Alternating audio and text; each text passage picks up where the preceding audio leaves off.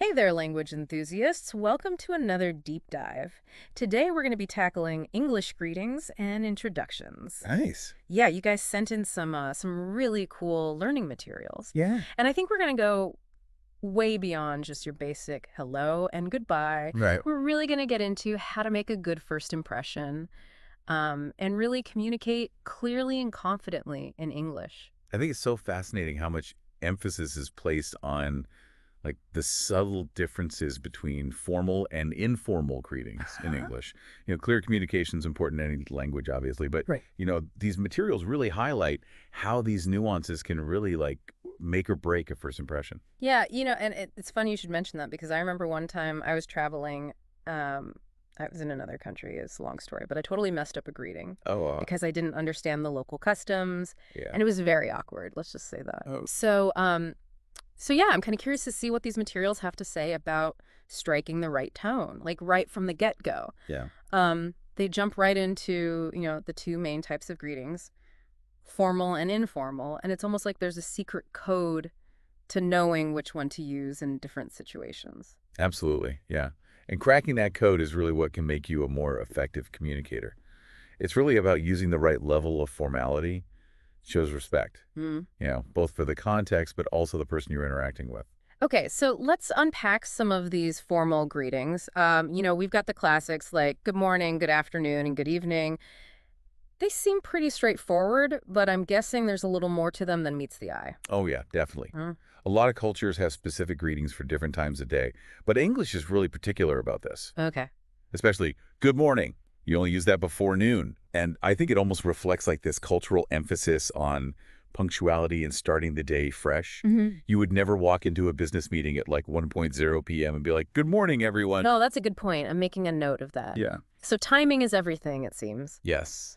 Now, what about that extra formal greeting? How do you do? Oh, yeah. I have to admit, this one feels a little stuffy to me. Yeah. It's something out of like a period drama. Do people actually still say that? It really is like a relic from a more formal era. Yeah. You're more likely to hear it in like really specific contexts these days, like maybe like a diplomatic event or if you're in like a super traditional business setting. But wouldn't it be kind of fun to like bring it back? Yeah, Like, if you're going for a certain sophisticated vibe, totally. like imagine like whipping out a how do you do at a cocktail party. I mean, you might raise a few eyebrows, but like, Yeah. I admire the boldness. Yeah. Maybe it could be my signature greeting. It could be. I'll save that for special occasions. So let's move on to the flip side. Those friendly, familiar, informal greetings. Yes. So we're talking about your hi, your hello, your hey. The kind of greetings that just instantly make you feel at ease. Right. But it's interesting, though, how even within the informal category, there are different levels of casualness. Totally. Like, what's up? It just feels way more laid back than just the simple hi. Yeah, exactly. The source material talks about how even subtle variations in phrasing can convey a different energy, like, how's it going? Yeah. Has a different vibe than what's up, Right. even though they're both, acceptable in informal settings. Exactly. They even suggest adding a smile and an energetic tone Uh-huh. to those informal greetings to really kind of amp up the friendliness factor. Yeah. I'm picturing our listeners practicing their hey in the mirror with Yeah. all these different inflections.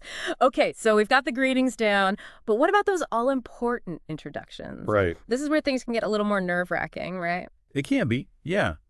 But the source material actually breaks it down into really manageable steps. Okay. First up, saying your name. Uh-huh. You'd be surprised how many people fumble this seemingly simple task. Oh, it's true. I've definitely had moments where I've my mind goes blank and I forget my own name. Oh my gosh, yeah.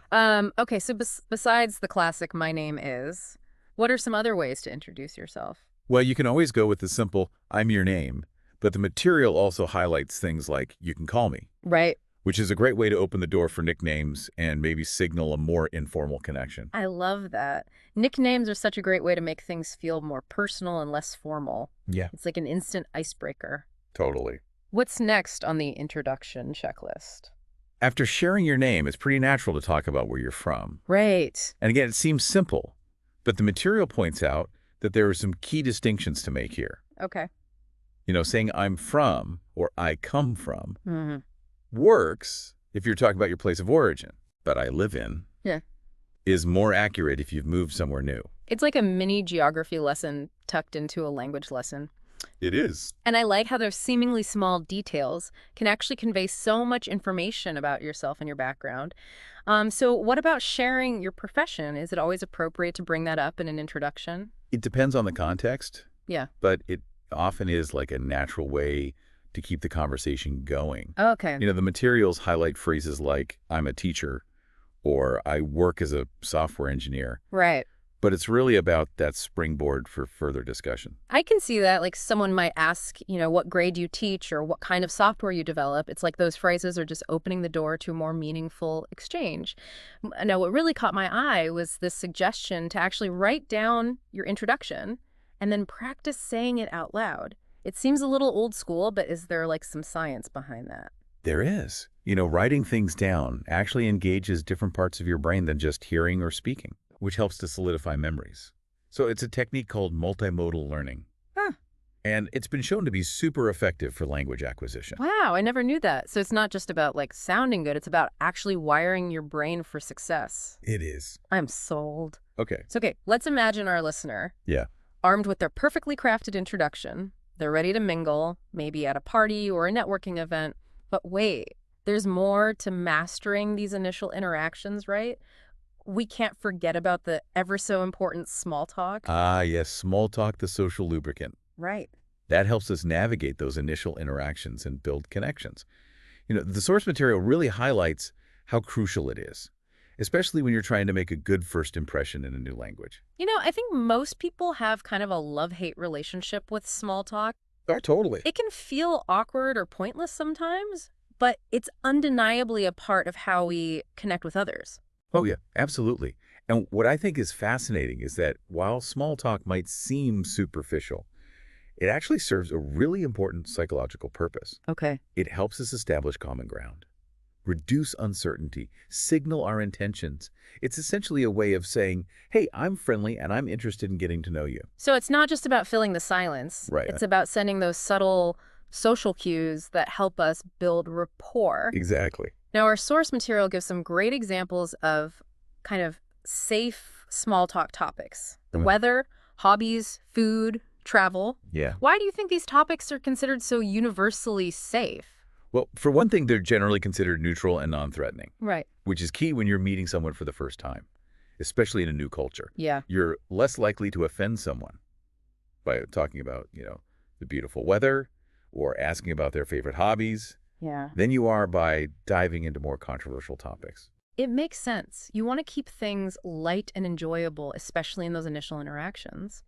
And the materials even provide some really handy phrases to get the ball rolling. Like, it's a beautiful day, isn't it? Or what do you like to do in your free time? It's like they've given us the cheat codes to unlock those early conversations. Yes. And they highlight the importance of asking those open-ended questions. Okay. So instead of asking those yes or no questions that can really lead to dead ends, Right. you're really encouraging the other person to open up and share a little bit more about themselves. So it's not just about talking, it's about listening and showing genuine interest. Right. And in the process, you might discover, a shared passion or two. Exactly. It's all about building those connections and creating a positive impression. Yeah. All through the power of conversation. This has been such a fascinating exploration of greetings and introductions. Yeah. And I feel like we've only just scratched the surface. But before we dive deeper, I want to leave our listeners with something to ponder. How might these seemingly simple concepts of greetings, introductions, and small talk differ in other languages and cultures? What are some of the nuances they might encounter when navigating those initial interactions in different parts of the world? Oh, that's such a good question to think about. Yeah. Because even those seemingly simple phrases can have such different meanings and implications across cultures. Yeah. What might be considered polite or friendly in one culture could be seen as totally rude or offensive in another. Yeah, it's like those travel guides that warn you about accidentally giving someone the thumbs up in certain countries. Exactly. Yeah. So how can our listener prepare for those kinds of cultural differences when it comes to greetings and introductions? Well, one approach is to just do a little bit of research, before traveling to a new country, or even just interacting with people from a different culture, just learning a few basic phrases. And the local language can go a long way. and showing respect and making a good first impression. Yeah, even if it's just a simple hello or thank you in their native tongue, it really shows that you're making an effort It does. to connect on their terms. But it's not just about the words right. Right. There's also body language and gestures Yeah. and even eye contact to Oh, consider. absolutely. Yeah. Yeah, nonverbal communication is huge Mm-hmm. in how we convey meaning and build rapport. Mm-hmm. In some cultures, direct eye contact is seen as like a sign of respect and engagement, Right. while in other cultures, it can be seen as confrontational or even aggressive. Yeah, so it's all about being aware of those subtle cues Uh-huh. and adapting your behavior accordingly. Exactly. It's like learning a whole new dance. It is. Speaking of learning, let's get back to those practice activities you mentioned earlier. I'm really intrigued by this listening exercise. Oh, me too. I think it's such a smart way to help you sharpen your listening skills, Okay. which are just as important as speaking skills, Yeah. when it comes to mastering a new language. The exercise basically involves listening to a short introduction Okay. and then answering questions about the information that was presented. Oh, that sounds like a fun challenge. I can imagine our listeners like putting on their detective hats, Yeah, listening intently for those key details, and then piecing together the clues to answer the questions. exactly. And what's so cool about this is you can use this with any type of audio material. Podcasts like ours, news clips, Oh, right. even movies or TV shows. It's a great way to just like make language learning a part of your everyday routine. And for those who prefer like a more hands-on approach, there's the speaking practice. Yes. And this one really emphasizes the power of repetition. That Yeah. does, yeah. And Yeah. repetition is so key for building fluency and confidence. Okay. It's like learning to play a musical instrument. Yeah. The more you practice, those scales and chords, the more effortlessly you can play like a beautiful melody. I love that analogy. So true. With language, it's all about training your mouth muscles to produce those sounds accurately and effortlessly. So the more you repeat those key phrases, the more natural they'll become. Exactly. And, the source material provides such a good foundation for that. It gives you those building blocks of conversation, Right. those greetings, introductions, small talk phrases. And then it encourages you to use them to create your own practice scenarios. It's like they've given us the ingredients. I know. And now it's up to us to create our own culinary masterpiece. Yes. We can experiment with different combinations of phrases, try out different tones of voice, and really make the language our own. Exactly. And that's where the real magic happens. Yeah. When you're actively creating Yeah. and experimenting with the language. Right. It becomes so much more than just memorizing words and grammar rules. It becomes a tool for self-expression, connection, and creativity. It's like learning to paint. Yeah. You start with the basic colors and techniques, but then you can use those Right. to create an infinite variety of artwork. I love that. And, the beauty of language is that it's constantly evolving. There's always something new to learn, new ways to express yourself, and new connections to make. It's a lifelong journey of discovery. So with all this talk about practice and experimentation, I'm curious, what are some other resources or techniques Yeah. that you recommend for people who are learning English? Or any new language for that matter? One of my favorites is immersion. Okay. Really trying to surround yourself with the language as much as possible. So that could be watching movies and TV shows in English, Sure. listening to English music, even surrounding yourself with English-speaking friends. That's a great tip, and it doesn't have to feel like a chore. Right. If you love watching movies, why not try watching your favorite film with English subtitles or dubbing? Yeah. It's like a fun, passive way to pick up new vocabulary. And get used to the rhythm and flow of the language. Exactly. And don't underestimate the power of reading. Reading books, articles, even social media posts Right. in English. Can really help you expand your vocabulary, improve your grammar, and really just develop a deeper understanding of the language. Yeah. I have to admit, I'm a bit of a bookworm myself. Me too. So I wholeheartedly endorse that suggestion. And you know what else can be super helpful? Traveling to an English-speaking country. Oh, for sure. Not only do you get to experience the culture firsthand, Right. but you also get to practice your language skills in real-world situations. Absolutely. Yeah.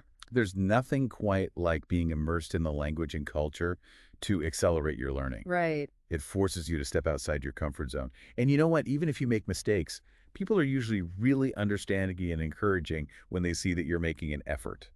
It's true. Most people really appreciate it when you try to speak their language. Even if you're not perfectly fluent, it shows that you respect their culture and that you're willing to connect with them on a deeper level. Well, I think we've given our listener a wealth of information and inspiration to continue their English language journey. We've covered everything from those crucial first impressions to the nuances of small talk. We've even explored some fun and effective ways to practice and improve their skills. But before we wrap up this deep dive, I'd like to turn it back over to you for one final thought-provoking question to leave our listener pondering. Okay. What's one thing you'd like them to keep in mind as they continue to explore the world of English communication? Oh, that is a great question. I think if there's one thing I'd want our listener to remember, it's that language is more than just words and grammar rules. It's really a powerful tool for building connections, bridging cultures, and expressing yourself authentically. So don't be afraid to put yourself out there, to experiment, and to embrace, those moments of awkwardness or uncertainty. Those are the moments where real learning happens. Yeah, that's such a valuable reminder. Sometimes we get so caught up in trying to be perfect, that we forget to just enjoy the journey. Learning a new language is a process. And it's okay to make mistakes along the way. In fact, I'd argue that those mistakes are essential for growth. It's how we learn and improve. Absolutely. Embrace those stumbles and celebrate the small victories. Every time you have a successful conversation, every time you understand a new phrase, every time you make someone laugh with your attempt at humor, those are all reasons to celebrate. You're expanding your horizons, connecting with new people, and opening yourself up to a world of possibilities. So true. It's all about shifting that mindset from fear of failure to a sense of adventure and curiosity. Yeah. And you know what? That same principle applies to so many other areas of life. Not just language learning, it's about embracing challenges, stepping outside of our comfort zones, and being open to new experiences. I couldn't agree more. So to our amazing listener out there who's been on this deep dive journey with us, remember, we're cheering you on every step of the way. Keep practicing, keep exploring, and most importantly, keep having fun with it. Yes. The world is your language playground. Go out there and make some magic. And hey, if you ever need a study buddy or just want to chat about all things language, you know where to find us. Until next time, happy learning.